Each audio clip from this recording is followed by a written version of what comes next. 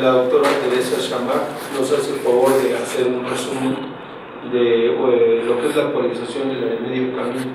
Después de la de 2012 sacaron una en octubre, pero hizo una actualización que es muy interesante y aquí podríamos resaltar algunos aspectos que nos deben de llevar a la reflexión de manera importante. Miren, recientemente hacían una observación al subsecretario Julio en torno a lo que era la estrategia para la prevención del sobrepeso, la obesidad y la diabetes, y decían que no era exitosa. Evidentemente estos grupos o estas organizaciones no gubernamentales que están buscando protagonismo, muchas ayudan, pero otras buscan mucho protagonismo, buscan cualquier detalle que no sea bueno, pero yo quisiera resaltar lo siguiente, y por eso fue la actualización. En octubre nos dijeron que desde el punto de vista de prevalencia y sobrepeso obesidad teníamos algunos puntos buenos. Comenzaba a desacelerar la prevalencia en la población escolar. De hecho, en las 5 regiones que dividieron la encuesta, se dieron cuenta que precisamente en el norte, y particularmente liderando allá en Nuevo León, había bajado 8 puntos la prevalencia. En el centro, le llamaron la región de la Ciudad de México, bajó 5 puntos la prevalencia. Porcentualmente hablando del número de niños que representa la muestra, pues son muchos cientos de miles que hoy día no están en ese grupo. Pero vinieron los focos rojos para con los adolescentes.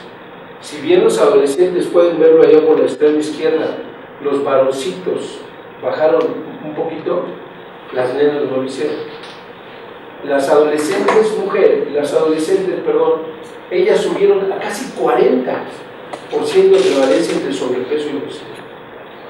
Esto evidentemente nos genera la preocupación de la réplica transgeneracional que es la obesidad y las crónico-degenerativas, asumiendo como un hecho la propuesta de la hipótesis Barker, que esto se genera desde antes de la concepción, de la gestación, en los primeros años de la vida. Es el proceso de programación que le llamó él programación metabólica, programación fetal, y que nosotros sabemos que es una programación sistémica porque ya se reconoce la programación de los desórdenes neuropsiquiátricos, la programación de las características del músculo esquelético, del tejido adiposo, todo se programa de manera temprana.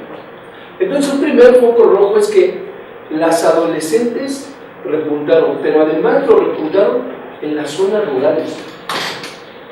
Las zonas rurales se han visto de alguna forma contaminadas con todo lo que es este tipo de productos que después de 1989-90 con el TLC hubo toda una salida de Estados Unidos hacia acá de alimentos no saludables y que llegan al último rincón de nuestra república. ¿Por qué sí ha servido la estrategia? Es donde habría que tener un fundamento. Ha servido porque este dato que hasta el 2012 se daba, que era la prevalencia en los menores de 5 años de edad, era creciente y era una preocupación porque no solamente había muchos niños y adolescentes con sobrepeso y obesidad, sino que además los menores de 5 años iban a dados, es decir, que teníamos obesidad temprana. Hoy día ya no, hoy día comienza a declinar y vean ustedes que de 29 baja a 20. Estamos hablando en el grupo de las mujercitas. La siguiente, por favor. Y vemos que en el grupo de los varoncitos igual va para abajo en una forma importante. Y allá se ve en la extrema derecha cómo baja en los varoncitos de 36 a 33. Esto tiene algunas razones que la misma encuesta nos dice. Vean ustedes cuando en esta actualización nos dicen el nivel de inactividad que tienen las mujeres de 10 a 14 años, 87.3% son inactivos. Y de los varoncitos 78.2%, es decir, existe un problema que se llama sedentarismo. Y si nos vamos a la edad, la siguiente por favor, de 15 a 19, tenemos 48.8% de las mujeres, es decir, son menos sedentarias a partir de los 15 años, pero siguen siendo muy sedentarios, 1 de cada 2. Y los varones sí se caen hasta el 30%.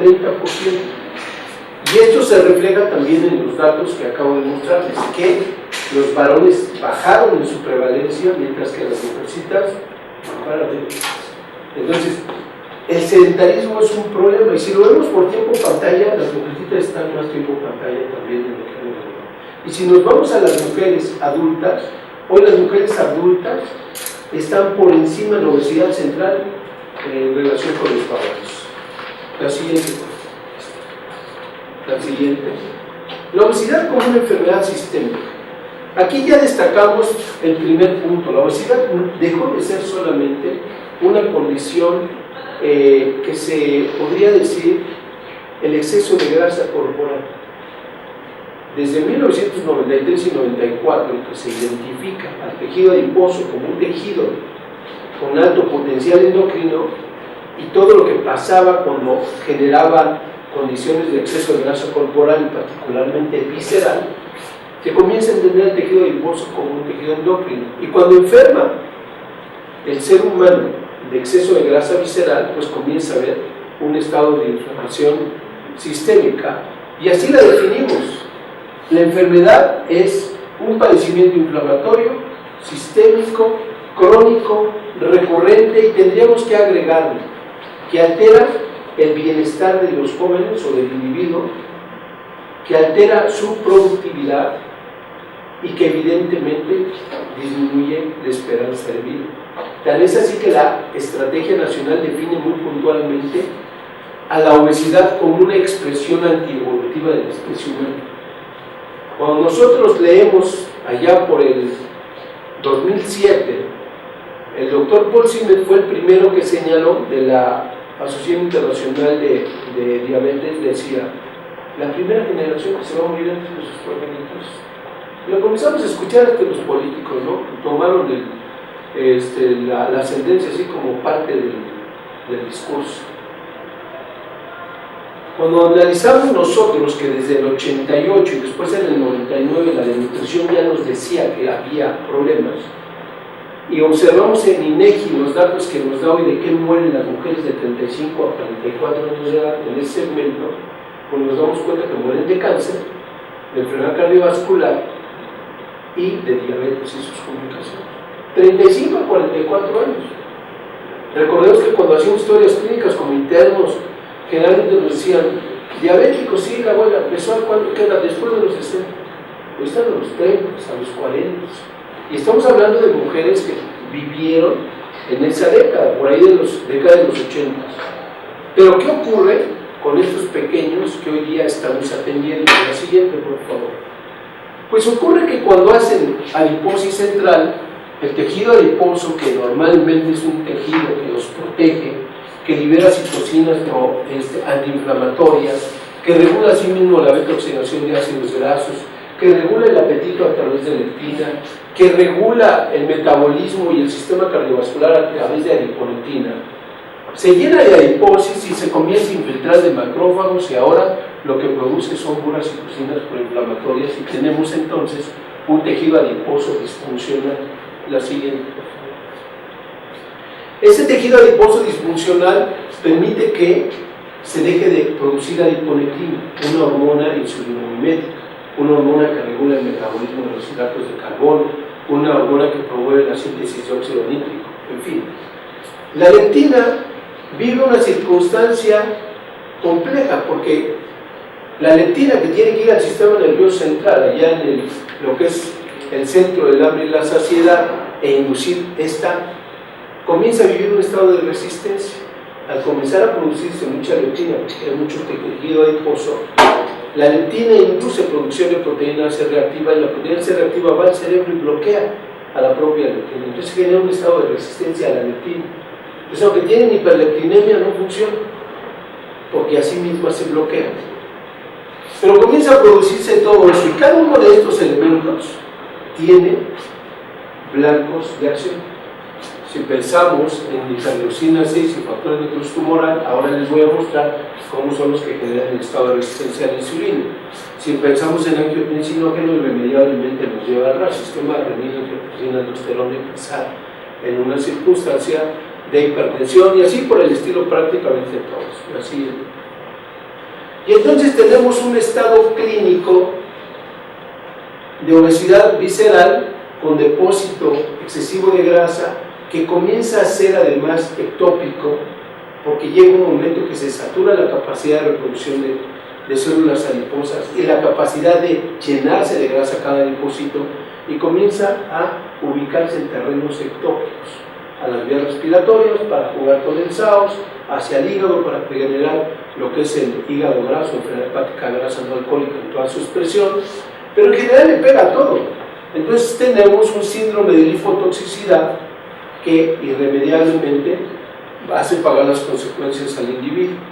De tal manera que el problema es la obesidad central, que en términos generales, la siguiente por favor, tendríamos que definirla como aquella obesidad en donde el índice cintura-estatura es igual o mayor a 0.50. Si bien existen publicaciones para mexicoamericanos, publicaciones para sajones, donde nos dan percentilas de lo que es el índice cintura-estatura, de manera muy práctica, los que vimos este tema, hemos adoptado esta propuesta que tiene bases, que tiene publicaciones, en donde ustedes le miden el perímetro abdominal bajo las condiciones que más adelante les diré, y si le miden en centímetros, más del 50% de lo que mide en estatura ya tienen obesidad central. Y entre más obesidad central haya, se van a dar cuenta de todo lo que ocurre. El desajuste hormonal y el impacto sistémico. Son todos los potenciales, y no incluyo complicaciones que a veces no las consideramos, pero vean por ejemplo cutáneos. Uno dirá, complicaciones dermatológicas. El dermatólogo tiene un libro abierto con el paciente con obesidad. Desde tener acantosis, tener queratosis pilar, tener estrías, intértrigos, pruridos, furor, todo tiene. Entonces el dermatólogo tiene para eso. Y si vemos a un ortopedista, el ortopedista también tiene para darse gusto. Entonces es una enfermedad que nos está impactando de manera importante. Lo siguiente. Esto es, en términos generales, lo que se presume es el estado de resistencia a la insulina o síndrome metabólico. El receptor transmembrana, que está en amarillo, es estimulado a través del efecto de insulina. Lo que provoca es que haya una cascada de fosforilación. Esa cascada de fosforilación va a activar al sustrato del receptor tipo 1 de insulina. El sustrato del receptor tipo 1 de insulina va a bajar a activar a la fosfatidilinositol-3-cinasa. La fosfatidilinositol-3-cinasa va a promover en el citosol la síntesis de glucotransportadores y su translocación. Entonces se forma el glucotransportador, llega a la pared de la membrana, a la membrana celular, toma la molécula de glucosa y la entra a la mitocondria y se metaboliza. Eso es lo que hace por la vía de los glucotransportadores. Pero la fosfatidilinositol-3-cinasa, cuando se trata de célula endotelial, va a activar a la ENOS, la sintetasa de óxido nítrico endotelial, que lo que va a hacer aquí es la formación de óxido nítrico para una adecuada función endotelial.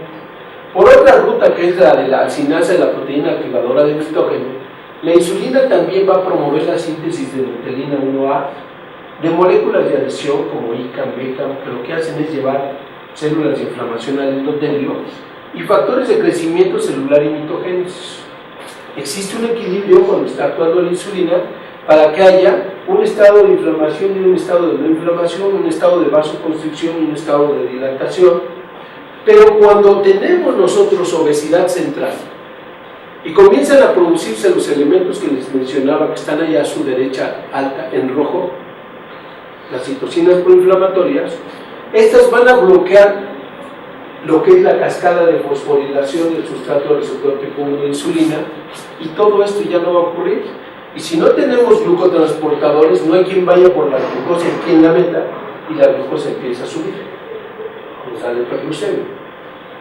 Y no hay quien motive a la ENOS, y entonces no tenemos óxido nítrico y no tenemos función endotelial adecuada. Y se preserva la otra línea porque el bloqueo es por receptor, y entonces tenemos un peso mayor con moléculas de adhesión, con endotelina 1A, y entonces tenemos disfunción endotelial y tenemos tendencia a la hiperglucemia. Y esto nos lleva a un estado de inflamación de bajo grado, y ahora le agregan aterogénesis temprana. ¿Por qué? Porque todas las células que llegan al endotelio son células de inflamación. Y esas células de inflamación, veremos más adelante en el proceso de aterogénesis, es lo que finalmente detona la enfermedad cardiovascular. Entonces, esto es el síndrome cardiometabólico, en esencia. Si nosotros quitamos la grasa abdominal, se desbloquea el sistema y todo está bien. Por eso la persona que baja de peso y baja el abdomen comienza a mejorar de todo. Le mejora la glucosa, le mejora la función endotelial, mejora la tensión arterial, le mejora absolutamente todo. La siguiente, por favor. La siguiente. Eso del síndrome metabólico ha tenido muchas observaciones. Y fíjense, cuando Reagan allá por los años 80 dijo en adultos, hay algo que se llama síndrome X. El síndrome X para él era la obesidad gotosa. Y la obesidad gotosa es que él relacionó obesidad central, riesgo cardiometabólico y además gota. Y entonces al hablar de gota hablaban de ácido úrico. Y el ácido úrico, si ustedes ven, nunca está incluido en los criterios para hablar de síndrome metabólico. Y todos han puesto de su cosecha, la AJA, la IDF, todos han dado sus criterios. Lo cierto es que todos comparten en general que el síndrome metabólico se va a caracterizar por un estado de obesidad central, es el dato cardinal, porque de ahí van a ser la resistencia a la insulina, y 2 de 4 criterios más. El primero, hipertensión arterial; el segundo, hipertrigliceridemia; el tercero, alfa-lipoproteinemia, es decir, HDL bajo; y el cuarto, glucosa alta. De tal manera que si yo tengo obesidad central, llámese índice cintura, estatura, arriba de 0.50, más 2 o más de los 4 criterios, tengo síndrome metabólico. No es tener 3 datos de los 5 sin obesidad central. Porque si ustedes me dicen, tiene glucosa alta, tiene hipoalfa-lipo, tiene hipertrigliceridemia, tiene los 3 de los que dicen de metabólico, no. Ese individuo tiene hiperglucemia, tal vez diabetes, tiene dislipidemia mixta y por ende tiene alto riesgo cardiovascular, pero no es metabólico. El metabólico requiere obesidad central, porque ahí está el sustrato etiopatogénico de todo lo que les acabo de platicar. Así. Otro, por favor. Fíjense, de las primeras cosas que nosotros publicábamos, ya decíamos que había mucho impacto de la obesidad.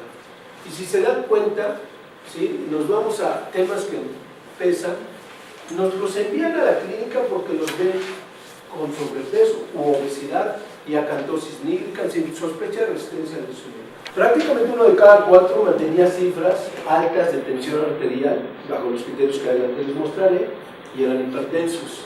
Pero también había SAOS diagnosticado a través de polisomnografía, 4.5%. La literatura dice 7%. Desórdenes menstruales, nuestras nenas, 17% podría tener al menos datos de hiperandrogenismo, entre acné, hirsutismo, trastornos menstruales, el incremento de peso, etc. Los pequeñitos eran acusados a veces de que tenían micropene, algunos llegaban hasta con el concepto de tener un Prader-Willi, un Bardet-Biedl, pero los niños neurológicamente bien eliminaban esa posibilidad y lo único que estaba era con su penecito enterrado en la grasa pública.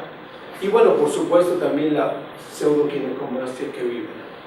Anormalidades ortopédicas, esto es bien importante, porque ahí apenas comenzamos a detallar las cosas y encontramos que prácticamente la cuarta parte tiene una afectación ortopédica, pero hoy podemos presumir que el primer sistema afectado por el sobrepeso es el músculo esquelético. Con un 10% de peso que tenga además un pequeño o un adulto, ya tiene para cambiar su eje de sustentación. Y los vemos, a la hora que les vamos a medir el perímetro abdominal, juntan los pies, no pueden.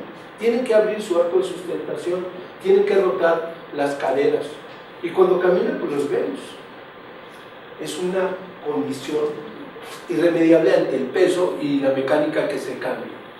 Y la parte que pocas veces tomamos en consideración, los desórdenes psicosociales, dramáticos muchas veces, dramáticos porque van desde la cuestión de ansiedad, de abandono escolar, porque los están lastimando, los están señalando de manera insistente. De hecho, la primera causa de lo que nosotros vemos de razón de acoso escolar es el que la nena tenga sobrepeso o obesidad. Estoy hablando de mujercitas.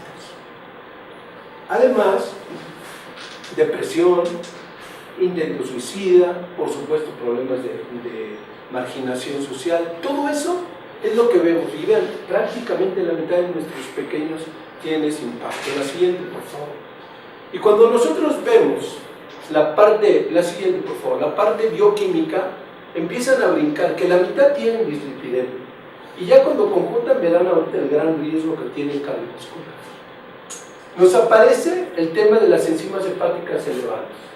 22% de elevación de enzimas hepáticas sin una causa que no fuera el sobrepeso. Es decir, no tenían AINES de por medio, obviamente no consumían alcohol, otro tipo de fármacos que podían generar elevación de enzimas hepáticas. Y nos aparece el ácido úrico elevado. Hiperuricemia, que vamos a dejarlo ahí en un foco muy importante porque recientemente, estoy hablando de 5 años a la fecha, está generando hasta premios. En la clínica Joslin, en Estados Unidos, en Boston, los diabetólogos comenzaron a darle importancia al ácido úrico.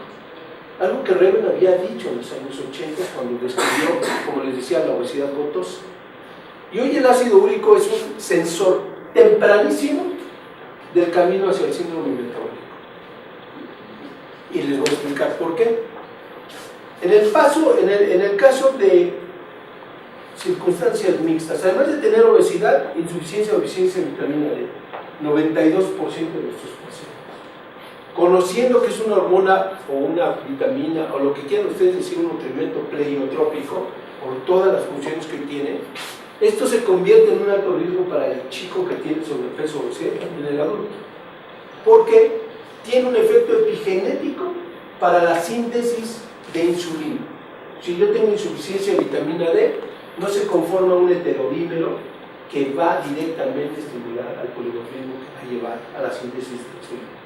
Entonces, el individuo con sobrepeso, obesidad o diabetes con insuficiencia o deficiencia de D va a tener una evolución diferente y no buena.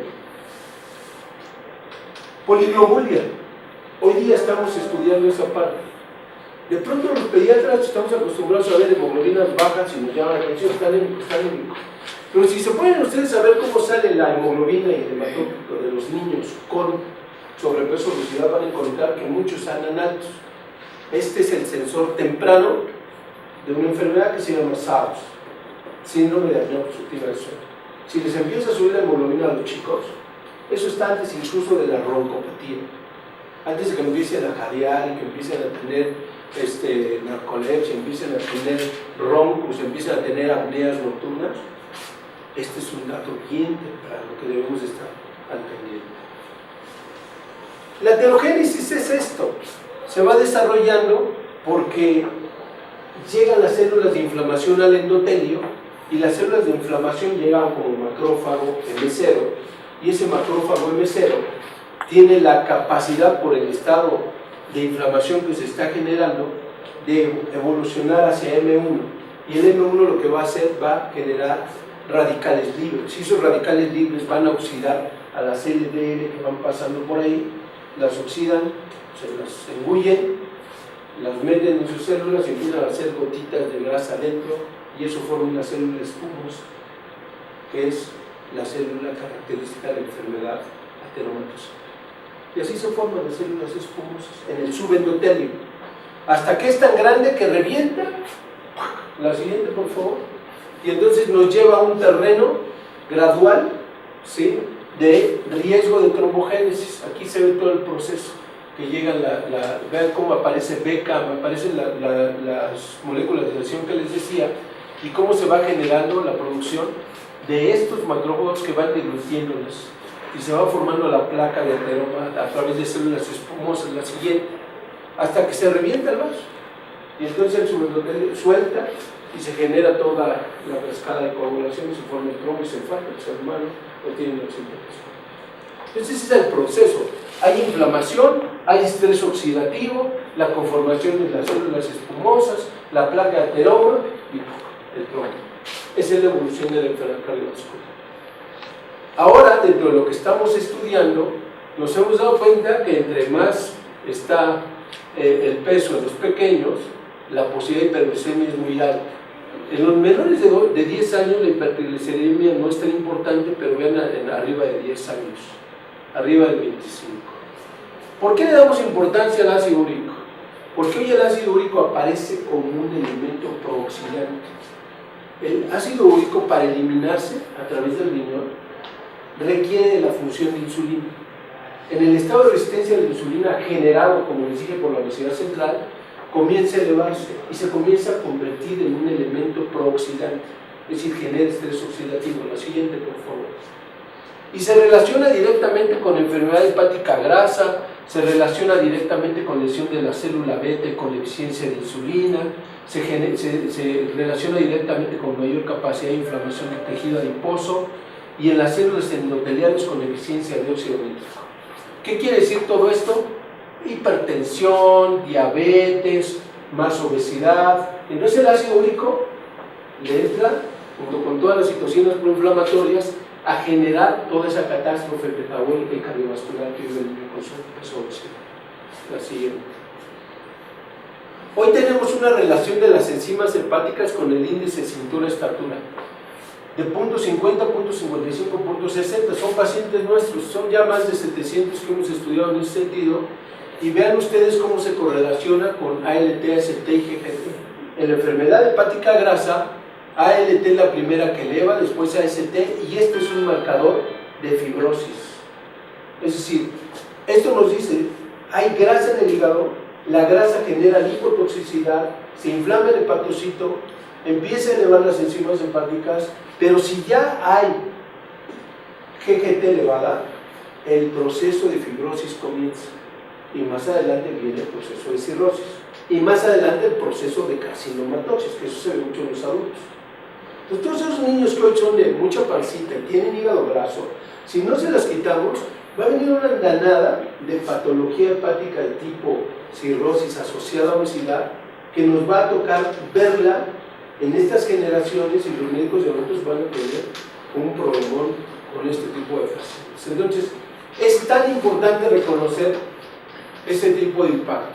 La enfermedad hepática grasa no alcohólica hoy se convirtió, solita, es la patología más frecuente a nivel hepático en niños, solita supera la suma de las hepatitis infecciosas, metanvirales, bacterianas, micóticas, todas, de las hepatitis tóxicas, de todas, de las hepatitis por depósito, todas juntas no alcanzan esto.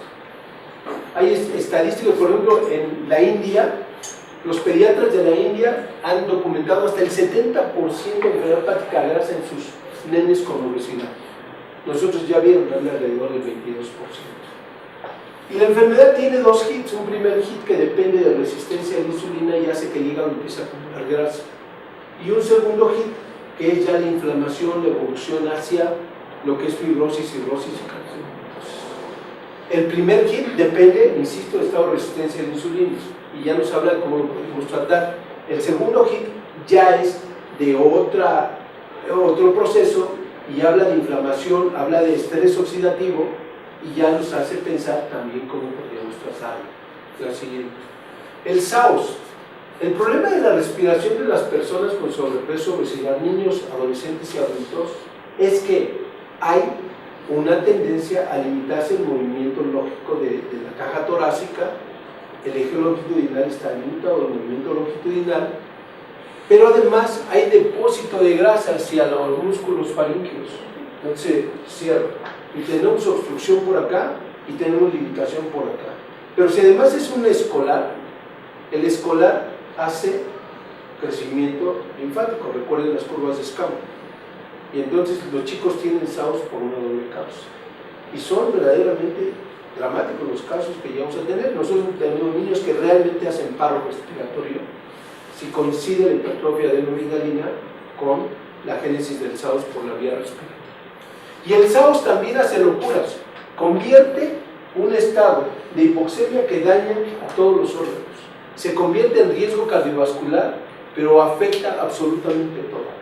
Facilita más la enfermedad inflamatoria, facilita más el estado de resistencia a la insulina, facilita más la ferogénesis.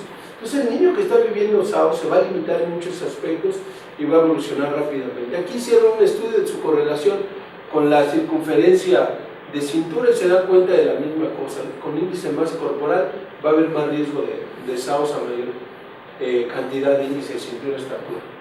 El ovario poliquístico tiene sus criterios diagnósticos, ahí los tienen: el perfil anormal de sangrado uterino, la evidencia de hiperandrogenismo, el acné para adolescentes. Y algunos aspectos que hablan de hiperandrogenismo, como la regulación, como sería el hiperandrogenismo renal funcional, etc. Este hay que tenerlo siempre en la mente. Ya les puse yo que el 17% de nuestras niñas la tienen que ver el ginecólogo. Y sí, hemos tenido enfermedad poliquística, y muchas de ellas no tienen enfermedad poliquística, pero ya tienen hiperandrogenismo, y amerita que las vea su profesional ginecólogo. Afortunadamente los niños es raro que veamos afectación de rodillas, pero está bien documentado que los niños que tienen obesidad antes de los 30 años van a tener ya cambios degenerativos de las rodillas, y ya los vemos, jóvenes que van prácticamente sin flexionar al subir escaleras. Este es uno de los grandes problemas, las fascitis y las tendinitis plantares. Mandamos a los niños: ponte a jugar, brinca eso. No, me duelen mis pies, me duelen mucho, y la dolor dice: no, es que le duele mucho. Claro, están traumatizando las fascias plantares. Y algo que hay que tener mucho cuidado con los adolescentes varones. Los adolescentes varones hacen epifisiolistesis de la cabeza femoral. Un adolescente con obesidad que se queje de la cadera es una urgencia. Hay que llamarle al ortopedista porque puede estar iniciando la expresión ya de una epifisiolistesis de la cabeza del fémur. E imaginen ustedes el chico que la desarrolla.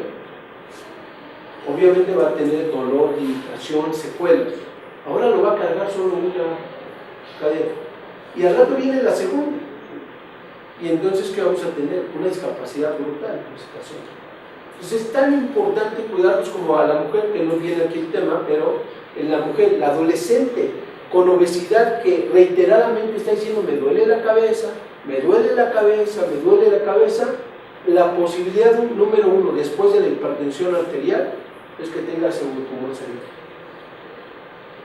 Generalmente son niñas que ya traen repercusión respiratoria, porque se presume hipotéticamente que tienen trastorno del retorno venoso, y eso hace que vaya gradualmente aumentando la presión intracraneal, pero hacen cambios de fondo de ojo, obviamente hacen la cefalea, el vómito, el síndrome de cráneo hipertensivo, pero no le encuentran nada, ni en la resonancia, ni en la tomografía, ni nada, excepto que tiene obesidad, y entonces pueden presumir que tiene pseudotumor cerebral.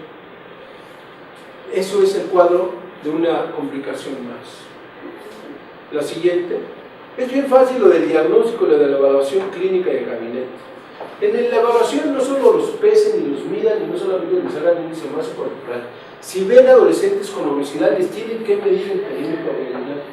Ya les expliqué por qué. Y el perímetro abdominal se mide en posición anatómica, con el chico perfectamente erguido en su capacidad, y se debe tomar un punto medio imaginario que esté entre lo que es el borde superior de la cresta ilíaca en la línea media axilar y el borde inferior de la última costilla. En ese punto imaginario, ahí siempre deben cruzar la cinta, y el pequeño debe estar bien, cómodo, tranquilo, y lo deben de medir en expiración normal, o si no, le sumen la presión. Hay que tener cierta reserva cuando la nena va en periodo menstrual, porque generalmente van extendiditas. Hay que estar al pendiente si no están padeciendo de alguna expresión de colitis, de algún trastorno gastrointestinal funcional, que haga que a veces se distiendan, y eso se está midiendo como un supuesto de grasa abdominal. Pero para eso, ya los pediatras deberíamos de dejar de usar la báscula tradicional y tendríamos que usar la báscula, que por cierto no es cara, que nos va a dar la composición corporal. Nos dice porcentaje de grasa, y sobre eso uno ya se puede mover. Y si tienen duda, hoy día, y lo pueden leer en la página del OME, el OME es el Observatorio Americano de Enfermedades No Transmisibles, la circunferencia del cuello.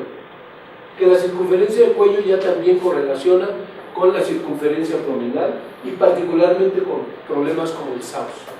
Entonces ya tenemos muchas opciones prácticas, simples, de consultorio, para que a nuestros adolescentes los podamos nosotros hacer mediciones y detectar condiciones de riesgo. Sacar el índice de cintura-estatura, que ya les dije cómo se saca, y la tensión arterial. Nos hemos cansado de escuchar y es que no la tomamos. Y yo creo que este hospital, como el nuestro, allá en el Nacional de Pediatría, sí tiene brazaletes. El drama es que hay brazaletes y no los usamos. Y no los usamos cardiólogos, no los usamos endocrinólogos, no los usamos neurólogos, no los usamos internistas, no los usamos nadie. Y la regla es, todo niño de 3 años para arriba se debe tomar la tensión arterial. Y de los de 3 para abajo, si tienen una patología que sugiere problema de hipertensión como un soplo, como ausencia de pulsos, como manchas café con leche, como una masa abdominal, hay que buscarles que no tengan hipertensión, porque con la clínica se diagnostica el 95% de las causas de hipertensión en niños. Con la clínica, con 2 dedos la famosa coartación de agua, con 2 dedos. Con la vista, el niño que tiene manchas café con leche, le pone uno el estetoscopio en el abdomen, sopla el abdomen, tiene una estenosis de la arteria. Así es como se diagnostica todo esto. Bueno, en el paciente con obesidad es una necesidad absoluta tomarle la tensión arterial, porque a mayor índice masa corporal, mayor posibilidad de cifras de tensión arterial. Y la hipertensión arterial, recuerden, es el factor número 1 de muerte del ser humano. El factor número 1 de muerte. Seguido por el tabaco, por la glucosa alta,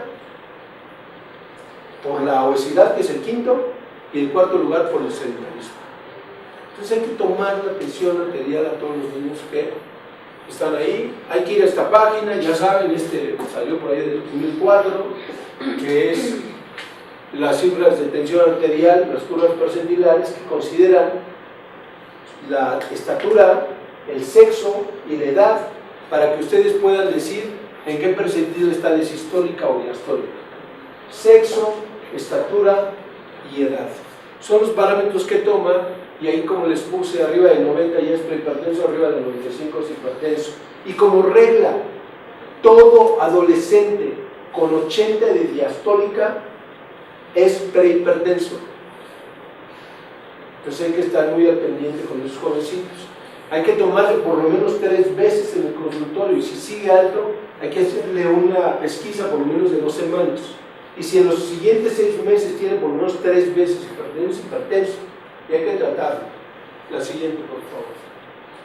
Y vamos al tratamiento como la parte final, que es algo muy interesante el tratamiento.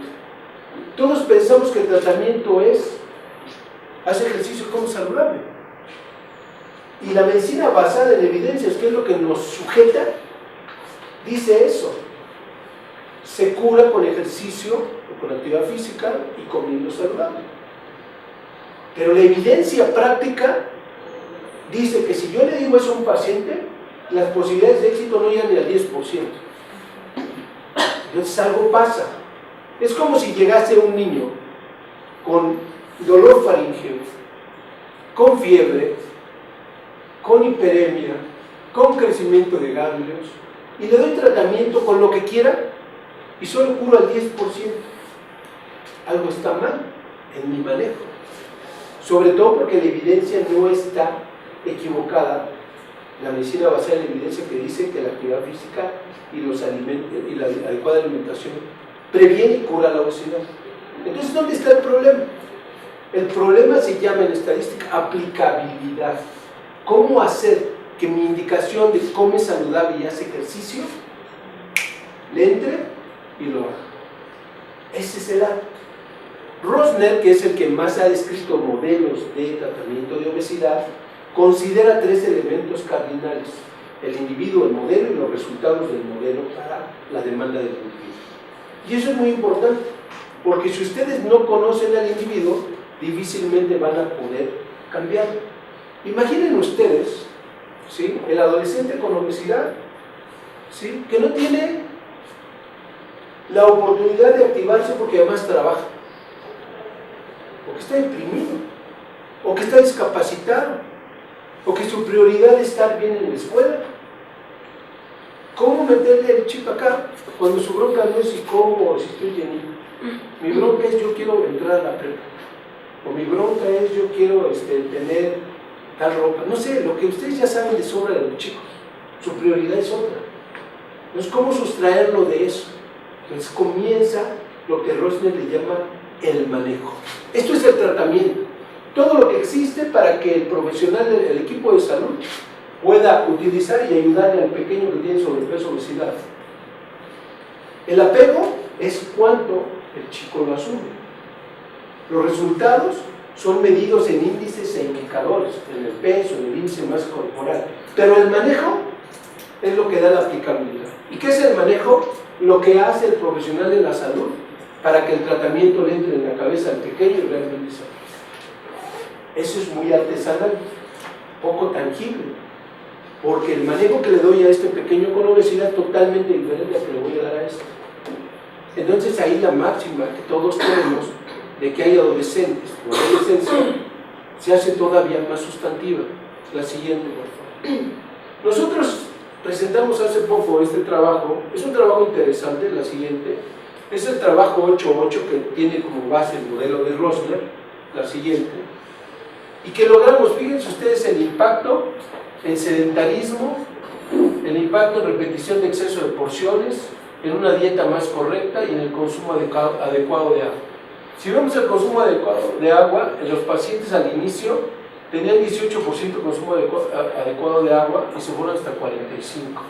Si vemos, por ejemplo, la parte de la dieta completa, que fuera más adecuada de 13, se fue hasta el 95%. Si vemos nosotros, por ejemplo, que es el moradito, la repetición de porciones, la bajamos hasta el 22%. Y si vemos nosotros que es sedentarismo, podemos observar que bajó al 4.5%. ¿Qué modelo es este? Es el modelo que se llama 8.8. El modelo 8.8 es que vemos a los niños cada semana, 8 semanas, y ahí completamos 2 meses. Y después los pasamos a cada mes 6 meses para completar 8 meses. Este modelo es de la doctora Lali.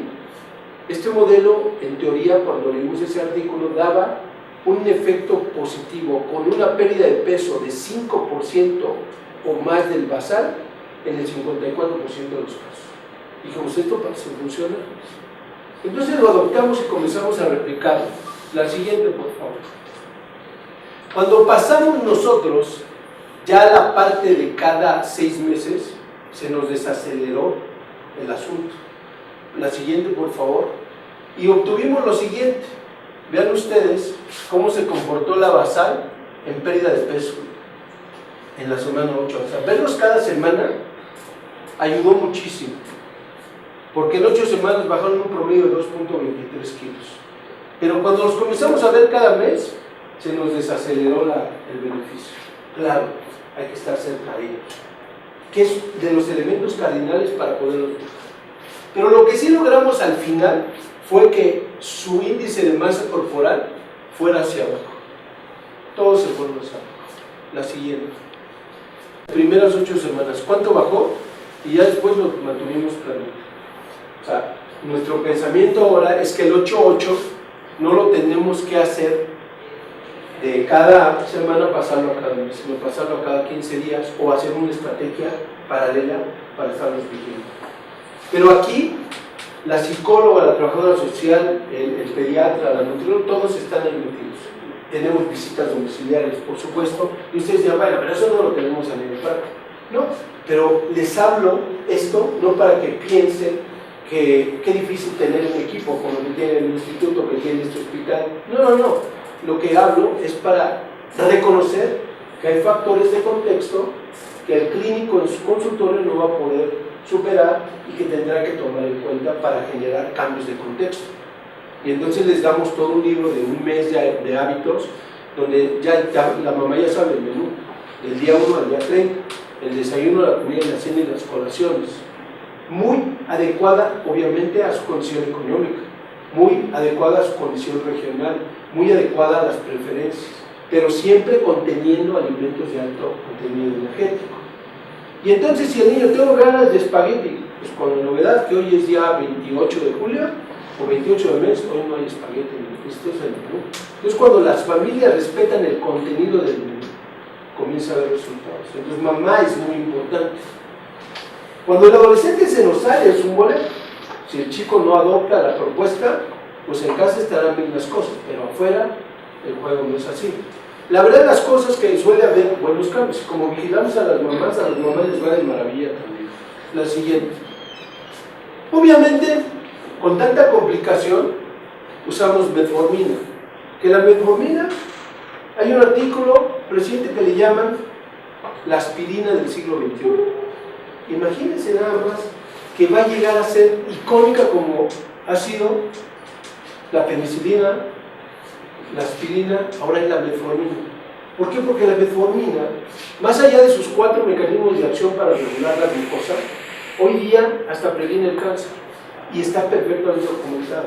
Hoy día, ¿sí? Lo que más están resaltando, la siguiente por favor, es el efecto que puede tener sobre el estrés mitocondrial y el efecto que puede tener sobre el intestino. La siguiente por favor.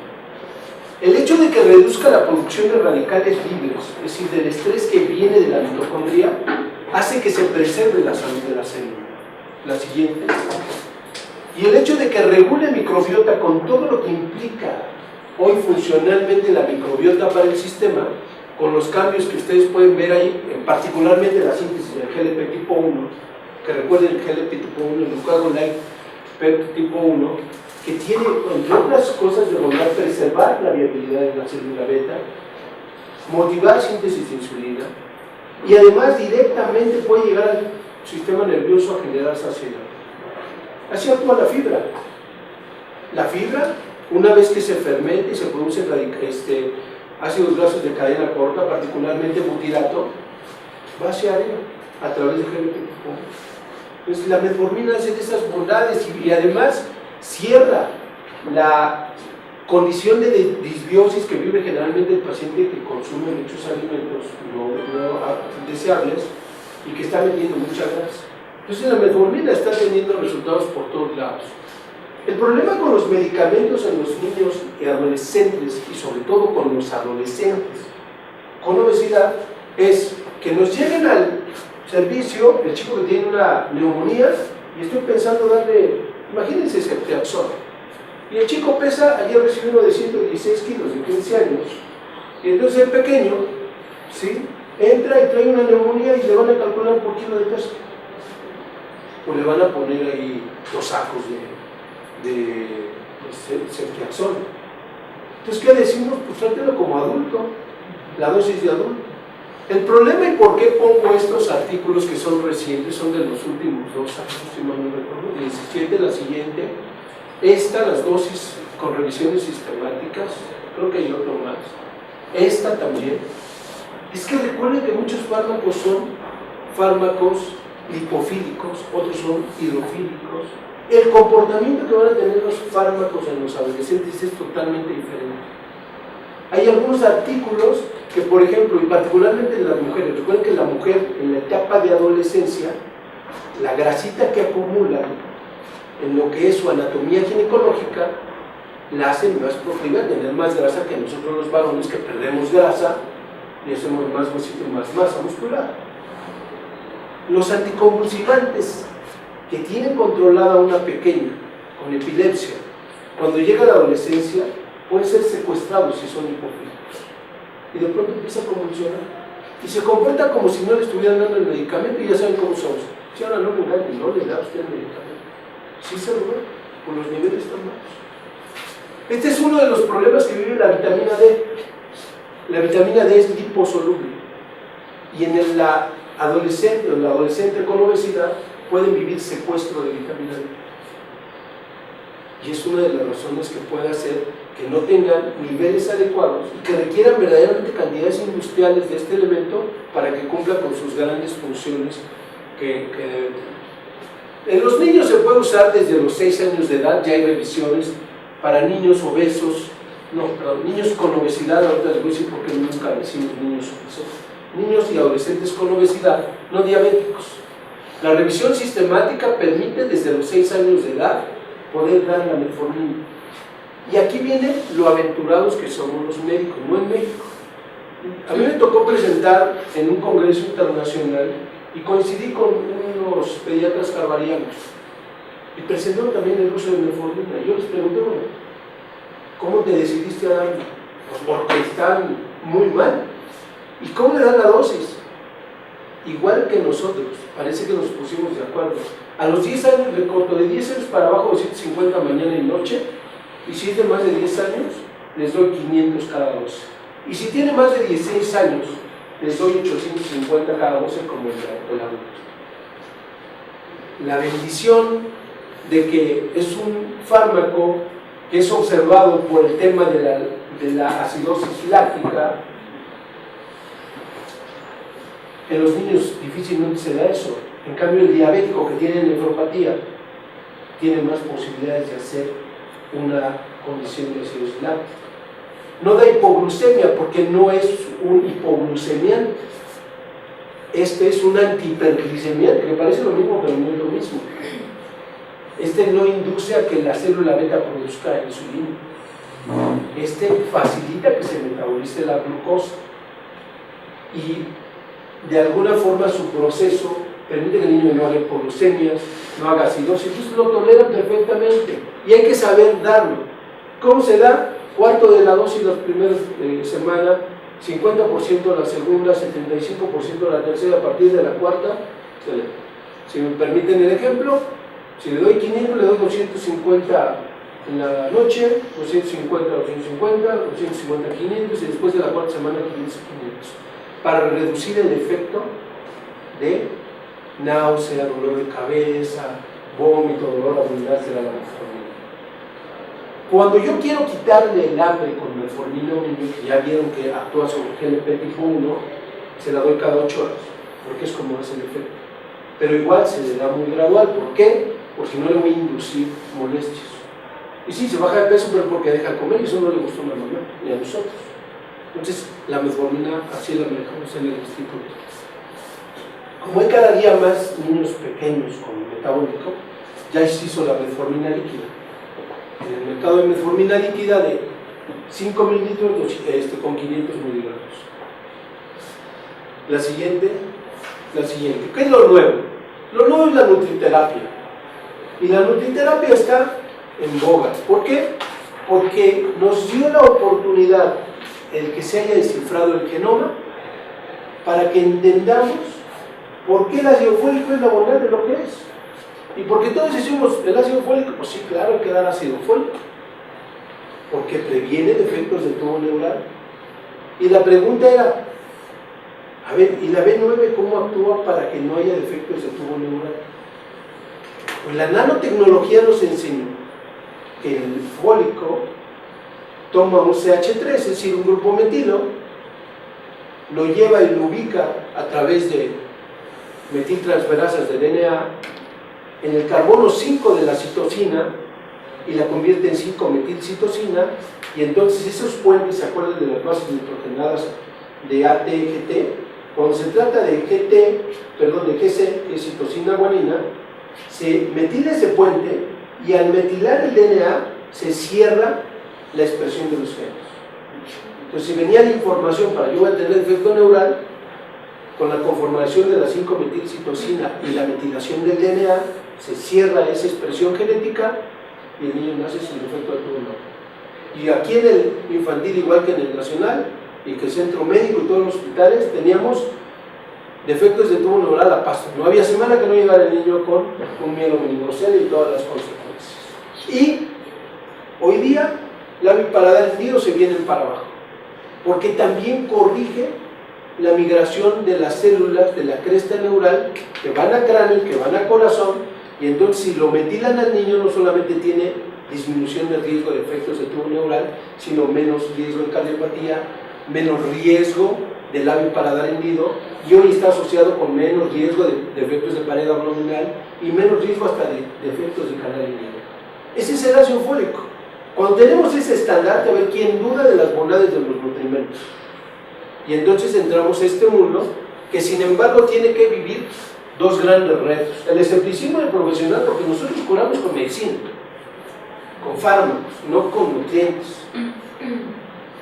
Y como dice Alvin Toffler, ¿no? Qué difícil es desaprender para reaprender algo mejor. Y entre más creciditos estamos, más difícil. ¿Cómo el jefe de servicio de 4 décadas va a venir un chico de 30 años a enseñarle la revolución de la medicina? No lo permitimos. Bueno, ese es un gran reto, que el profesional entienda que sí se pueden hacer cosas. Y que el doctor Sacker, cuando de los pioneros de la medicina basada en evidencia, hizo esa pirámide de encontrar los metaanalíticos y las revisiones sistemáticas para tener evidencia científica suficiente. ¿Saben cuánto se llevó la historia del ácido fólico para que fuera medicina basada en evidencia? 45 años. Lo siguiente. Este mundo de la medicina basada en evidencia es algo que se requiere, porque dice el escocés David Kuhn, un filósofo que a mí me gusta mucho, dice: afirmaciones extraordinarias requieren de pruebas extraordinarias. Eso suena a medicina basada en evidencia. El problema es que la medicina basada en evidencia se sujeta al yugo de la medicina translacional. ¿Y qué es la medicina translacional? La siguiente, por favor. Esta imagen a mí me gusta, porque si ven al peque, que pues nos grita que es paciente de onco, está viendo por allá al genio, como diciendo, pues échale prisa, ¿no? El camino de la investigación básica y la generación del conocimiento para que el investigador lo publique, para que una vez publicado el clínico lo conozca, le dé la oportunidad de evaluarlo, genere interés clínico, lo sujete a estudios que den evidencia científica y alcancen la recomendación clínica a través de guías, es un tiempo de 10 a 25 años. La medicina translacional que nace en el Reino Unido trata de que éste se junte con aquel, apresuren las cosas. Clínico, ven, tengo sesión de lo que estoy investigando. Investigador, vente, ¿por qué no me investigas esto? Estoy pensando en esta locura. Y que lo acepte. Y lo han reducido en promedio 7 años, pero sigue siendo mucho. Porque además, déjenme decir, ¿saben cuánto llega del conocimiento a la práctica? El 20%. 20% según la medicina translacional. Entonces le quitan la bondad del conocimiento a los pacientes. Porque tenemos esos dos que le llaman valles de la muerte. El valle de la muerte de la publicación y el valle de la muerte de la evidencia científica. Por eso digo yo que la medicina basada en evidencia está sujeta a la medicina translacional. Y esto es parte de la vida cotidiana del infectólogo y de todos. Bueno, en ese terreno de la translación está la genómica nutricional. Hoy conocemos lo que es el ácido fólico, que es un nutriente que juega con los genes. Y entonces nos metió al mundo de dos ciencias, la siguiente por favor, que son una que es prospectiva, que es la nutrigenómica, que se refiere básicamente a la capacidad que tiene un nutriente de modificar la expresión de los genes sin alterar su estructura. El meter un CH3 en la citosina no modificó los polimorfismos, pero sí los alteró. No entraste. Es un nutrigenómico. Y la nutrigenética que nos permite, bajo un mapeo genómico, sigue consumiendo grasita, mi amigo, porque tu genoma dice que te vas a infartar. Y entonces esto es más retrospectivo, cuando nosotros nos dimos cuenta, es que se infartó porque comía muchas grasas, porque hacía esto, porque hacía aquello. Esas son las ciencias actuales. Y afortunadamente la regulación de la metilación del DNA, la configuración de histonas, los mismos que son los famosos microRNAs, el sistema de sirtuinas, un sistema de proteínas que regulan muchas expresiones funcionales, tienen que ver con todo esto, de tal manera que los nutrientes juegan sobre los genes para que sobre estos órganos nos den todas estas patologías. Dicen por ahí, ¿sí?, que somos lo que comemos. ¿Estamos de acuerdo? Cuando leemos nosotros programación de desórdenes neuropsiquiátricos, TDAH, autismo, esquizofrenia, depresión, etc., nos damos cuenta que nuestros niños también son lo que no comieron. La carencia de hierro y la carencia de omegas da muchas expresiones. ¿Qué quiere decir? Hoy día está directamente claro que la mamita que tiene insuficiencia de hierro en el último trimestre y el niño que tiene insuficiencia de hierro los primeros 2 años se fastidia, y por eso Rizzoli tiene tanto trabajo, porque anda detectando todas esas cosas que no hicimos. Si nosotros hiciéramos una medida tan simple como cuidar verdaderamente el hierro de las madres, el ordeñamiento, el pensamiento tardío, a Rizzoli se le cae su clínica. Eso es el asunto que tendríamos que darles para que sean lo que sí comieron, porque en este caso son lo que no comieron. La siguiente, por favor. Hoy la medicina basada en la evidencia nos permite decir de los nutrientes, de cada uno de los nutrientes, que son energía. Nos dan calorías, hidratos de carbono, grasas y proteínas, que son estructura. De la cabeza a los pies, cada uno de los que estamos aquí, estamos hechos de un alimento que ingerimos, digerimos, absorbimos, asimilamos y eliminamos lo que no se requiere. Cada parte de nosotros es uno de los casi 50 nutrimentos que requiere el ser humano para estar bien. Si no, hay que nos falte zinc, hay que nos falte B1, hay que nos falte B2. No nos puede faltar nada, aunque sean mínimas las cantidades. Hoy son reguladores epigenéticos, ya expliqué fólicos. Pero lo maravilloso que es el mundo actual de la medicina para el adolescente conocer que son reguladores funcionales. La siguiente, ya les dije del ácido fólico, su historia. La siguiente, cómo actúa. La siguiente, fíjense dónde anda, y por eso lo estamos usando con los niños. Uno de los problemas que tiene el pequeño o la pequeña adolescente con obesidad es que ya está desarrollando glucodegenerativos. Si nosotros pudiésemos medir proteína C reactiva ultrasensible, pudiésemos medir homocisteína sérica, pudiésemos hacer una íntima media de carótida o una prueba mediada por flujo, lo que tendríamos es un niño que ya tiene ateromatosis. Bueno, el ácido fólico tiene la bondad de tomar a la homocisteína y meterla al ciclo de la metionina, bajarla, y cuando hacemos eso, bajamos riesgo cardiovascular. Los médicos de adultos saben que homocisteína sérica elevada, riesgo cardiovascular, y si el neurólogo sabe, riesgo de neurodegeneración. Por eso hoy el Alzheimer se está previniendo, tomando todos los días DHA, ácido fólico y cianocobalamina, CYP2, porque bloquea el depósito del amiloide beta, que en México 2 de cada 10 individuos a partir de los 60 se nos puede comenzar a olvidar las cosas, y hasta 4 de cada 10 de los de 80 para aquí. Y nosotros rompemos a veces mucho eso, ¿no? Ese concepto nuestro de los médicos. Oiga, doctor, ¿y por qué se le va la memoria? Se llama demencia senil. Oiga, ¿y por qué los ojitos ya no ven? Pues se llama catarata senil. O sea, todo es eso. La pregunta que yo hago es, ¿por qué unos sí y a unos no? Y la pregunta tiene que ver con nutrición. Hoy, por ejemplo, ustedes se encuentran en el mercado zeaxantina, DHA, y la catarata senil se puede comenzar a olvidar. Si tiene diabetes su paciente y le dan esto, desacelera el proceso de estrés oxidativo de la microangiopatía a nivel retiniano y el paciente se preserva, que es una gran causa de discapacidad. Entonces el paciente diabético, el paciente obeso, el paciente dislipidémico tiene que protegerse de la oxidación. La siguiente. La vitamina D y su pleiotropismo, la que sigue. Nos enseñaron de la D sus funciones no genómicas o rápidas. Regula el metabolismo de calcio y fósforo. Resulta que tiene funciones genómicas que regulan la transcripción de genes. Las acciones rápidas, que son las que regulan el calcio, son funciones de 10 a 60, de segundos a 10 a 60 minutos. Pero esta capacidad que tiene, la anterior es por receptores de membrana celular, esta es por receptores de membrana nuclear. Hay receptores BDR, que son receptores de vitamina D, que adentran y se unen con el RXR, que hacen un heterodímero. Este es el retinoide X receptor, y hacen este complejo y comienzan a regular genes.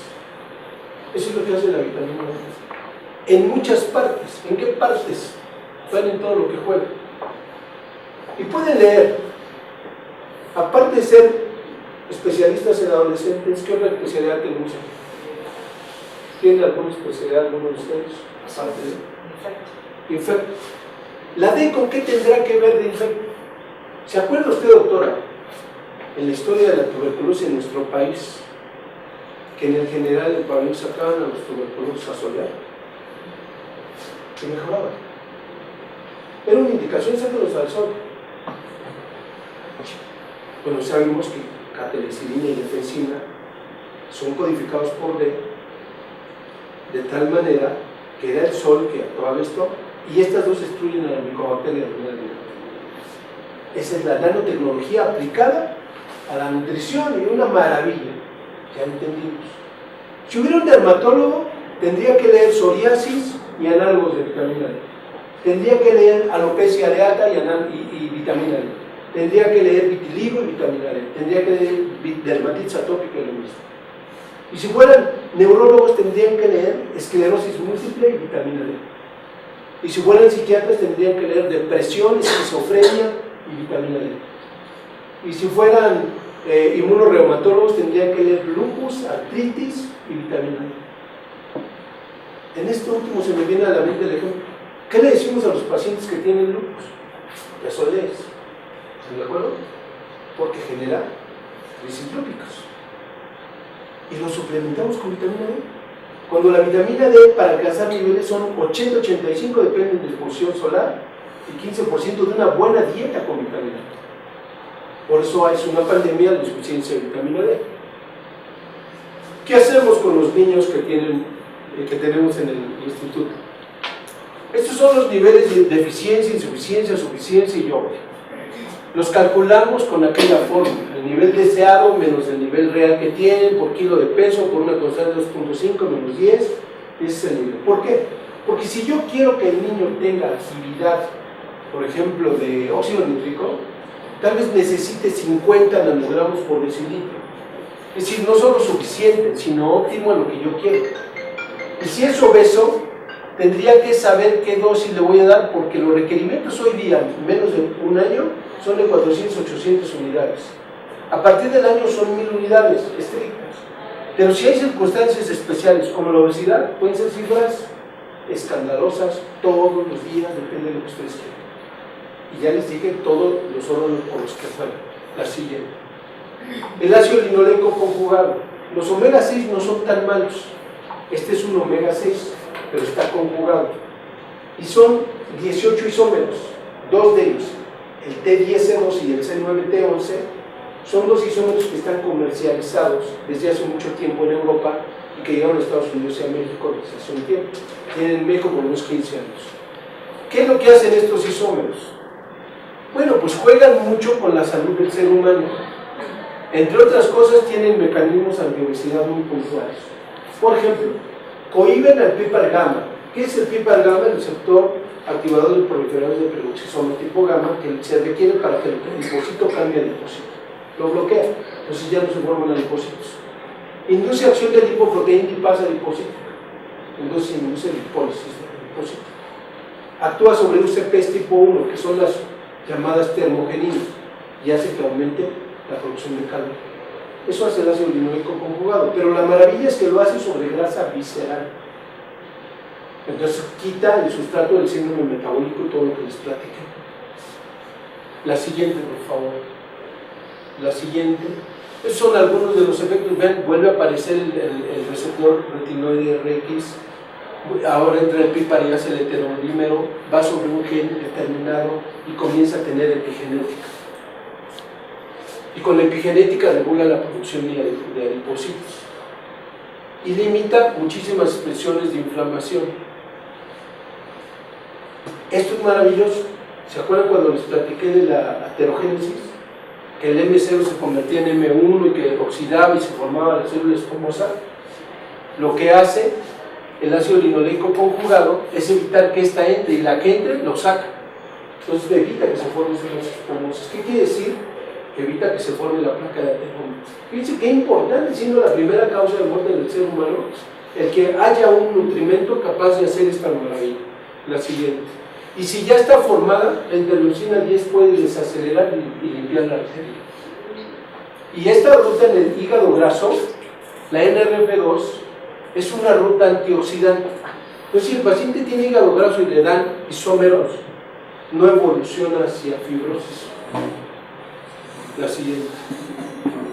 Tiene revisiones sistemáticas, cerca de 3.000 estudios en ácido linoleico conjugado. O sea, no es algo que no esté estudiado. Cuando nosotros hicimos este primer estudio, 73 peques de 5 a 18 años que les dimos los isómeros, 3 gramos al día, por 16 semanas, les hicimos el siguiente estudio: estilo de vida versus estilo de vida linoleico conjugado. 5 veces más le bajó el índice de cintura y estatura a los niños que le dimos el linoleico conjugado contra el niño que solo tuvo estilo de vida saludable. Es decir, el estilo de vida sirve y es la base del tratamiento de los pacientes con sobrepeso o obesidad. Pero si le dan linoleico conjugado, perfecto. Es el tratamiento excelente para los adolescentes que se quieren ayudar. ¿Por qué? Porque son capsulitas y los chavitos no pueden pasarse esas capsulitas. Aquí usamos una solución para los niños de 5 años. Vean lo que les digo, no los baja de peso, sí bajan un poquito, pero nuestros niños bajan de perímetro abdominal. Y el perímetro abdominal es el objetivo para que no tenga catástrofes sistémicas. Les medimos el íntima media para ver si era cierto que podría deshacer la placa de ateroma. Y vemos que en el eje anterior, el grosor de íntima media de carótida del eje anterior bajó y el posterior bajó. Es decir, sí les quita esa parte de esto. Y si se tienen enfermedad hepática grasa, pasa lo mismo, los baja poco de peso, pero vean cómo se va el índice de cintura talla para abajo y vean las enzimas, la LT y la ST.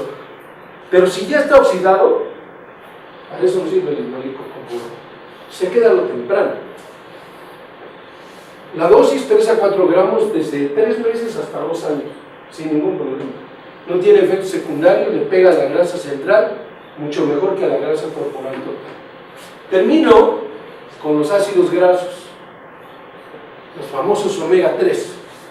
Esos ácidos grasos que a partir de su radical nucleico 3 carbonos, primera doble enlace, eso lo hace omega 3, si es en el 6 es omega 6, si es en el 9 es omega 9. ¿Qué es lo importante que tienen los ácidos grasos omega 3? Confieren flexibilidad, fluidez y permeabilidad selectiva a las membranas celulares. Pensemos en la neurona.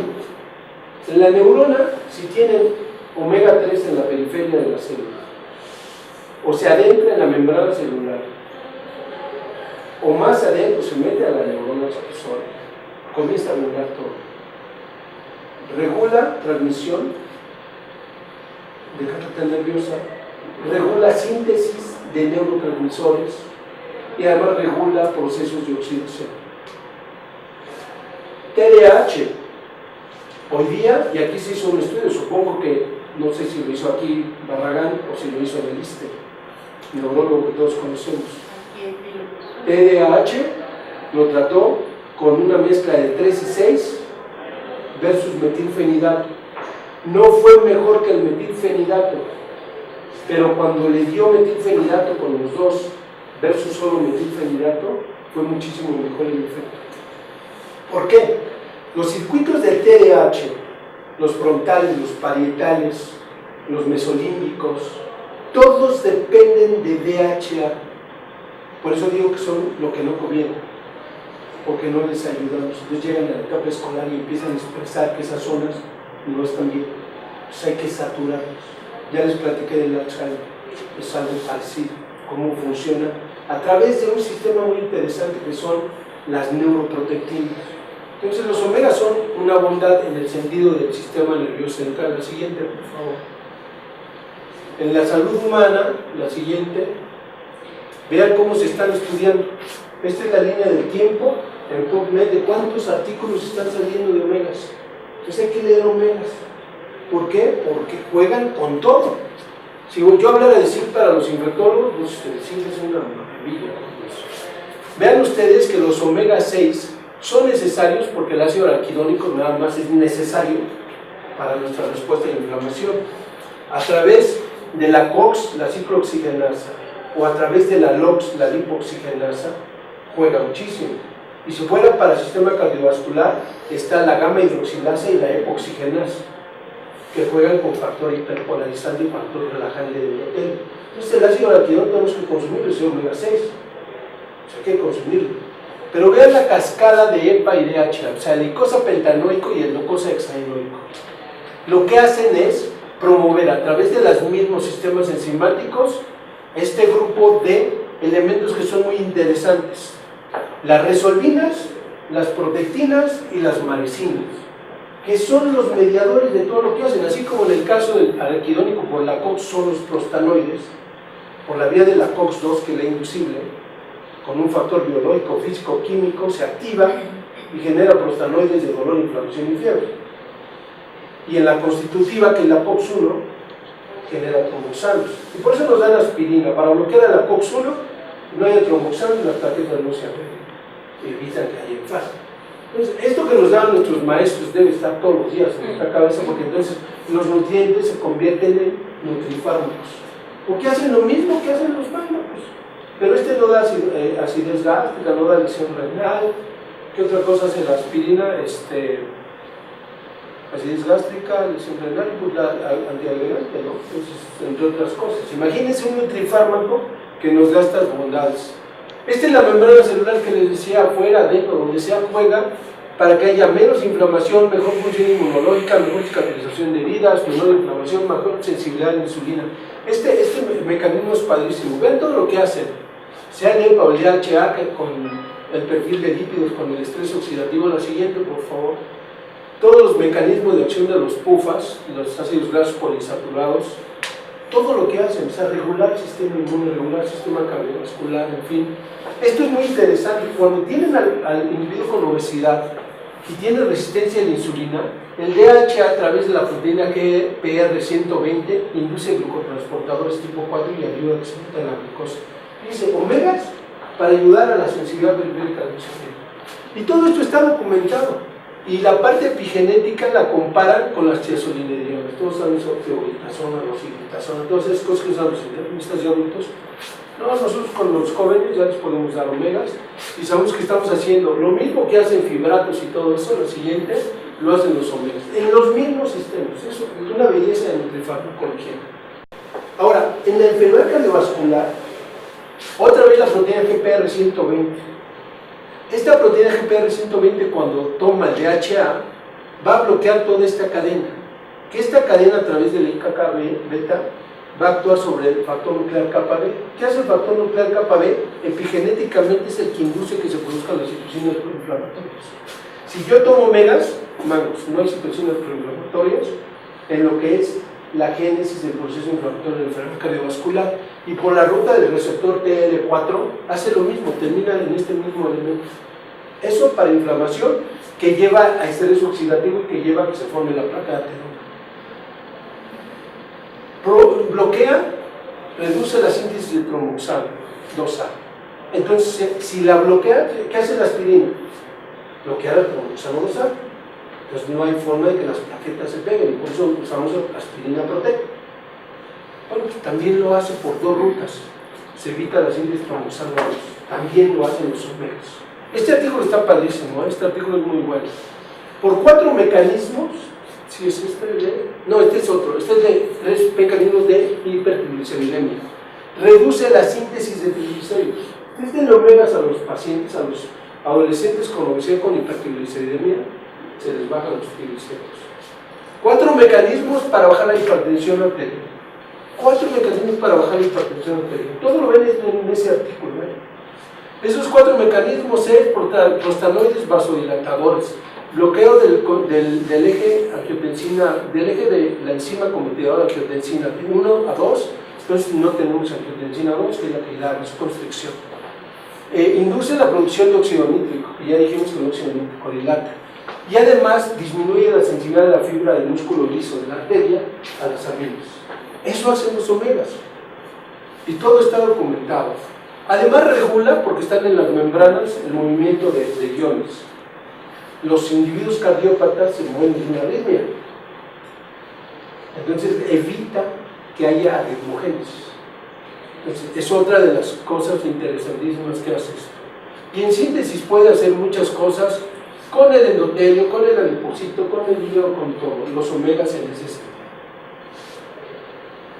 Funciones.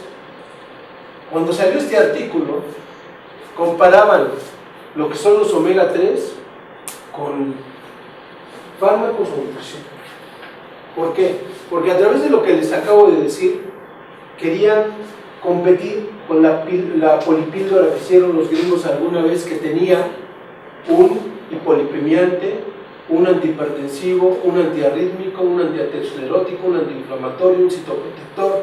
Todo tenía la píldora. Pues el crónico degenerativo adulto es diabético, es hipertenso, es dislipidemia, tiene todo. Entonces les daban esta cápsula para que no estuvieran chochándose todo el día. Bueno, pues esto hacen los omegas. Todo eso es lo que hacen. Y para el cáncer, no solamente previene algunos perfiles de desarrollo de cáncer, no el cáncer, sino la evolución. Y el estado clínico de los pacientes con cáncer los hace más resistentes a la quimioterapia. De verdad que si nutriéramos bien a los niños con cáncer, su evolución no sería tan dramática en términos de las infecciones, o en términos de estar demasiado muchas veces que les pegamos. Otro punto. Esto es la recomendación, la dosis diaria que deberíamos estar consumiendo de omega 3 son 1 gramo al día. Terapéutica, depende de lo que quieran, puede llegar a ser los 3 gramos. Y si son krill, mejor. Porque acuérdense que los omega krill son de peces de aguas frías profundas, en donde hay muchas algas ricas en omega 3, y estos peces las ingieren, pues son lo que comer. O de esas algas, lo que ustedes quieran. Pero es así como nos llega el omega krill, que tiene mejor efecto, porque es un tipo de omega diferente. La siguiente, por favor. Bueno, ya acabamos. La obesidad es una enfermedad sistémica que afecta a todo. Prevenir su génesis y consecuencias está en los 3 niveles de intervención. Hay que evitar que haya niños y adolescentes con sobrepeso o obesidad. El que ya tiene sobrepeso o obesidad, si no baja de peso, hay que prevenir que se complique. Y al que ya está complicado, hay que evitar que se muera pronto. Hay que evitar que se muera pronto. Pues se nos olvidaron los niveles de eléctrica. Entonces al diabético no lo cuidamos. Y el diabético no puede escoger un zapato porque le guste, sino porque le quede cómodo y le protege. Así de simple. No, este está muy bonito, y ahora tiene el apoyo y aquí toda la catástrofe. No le damos la protección ocular, la protección renal, la protección neurológica, la protección vascular. Y estos son los grandes protectores. La siguiente, por favor. Las sinergias son muy buenas. Nosotros usamos muchos cócteles de nutrimentos. Es muy importante saber que la evidencia científica nos permite saber que son seguros y útiles. Y también es muy importante decir, los nutrimentos no son como los fármacos de que son rápidos. Estos actúan. Y si aparte tiene el niño con Down, con obesidad, supuestamente por Down, porque nosotros no lo aceptamos, si ustedes dan nutrición, si al niño con síndrome de Down le dan omegas, zinc, piracetam, el niño se conecta. Y si tienen autismo, el niño se conecta. Nosotros estamos ya revisando cómo les va con este tipo de nutrición y les va de maravilla. Los niños Down, ahora que ya publicamos hasta talento Down, ya están incluidos. Ya es maravilloso verlos en todos lados y verlos con muchas capacidades. Pero ellos, por el cromosoma 21, que es prooxidante, van a ser hipoacusia degenerativa, van a ser fenómeno progeroide, se envejecen, los vemos, se acercan a los 30, 40, se doblan y empiezan a encanecer rapidito.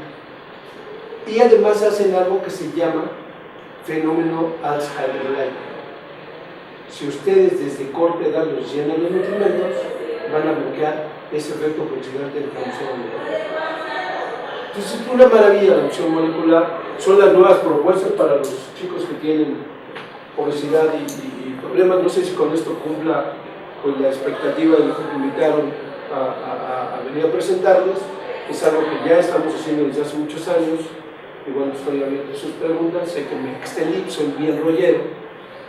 Y bueno, aquí están mis datos. Si gustan ustedes llamar, yo les puedo dar lo que quieran.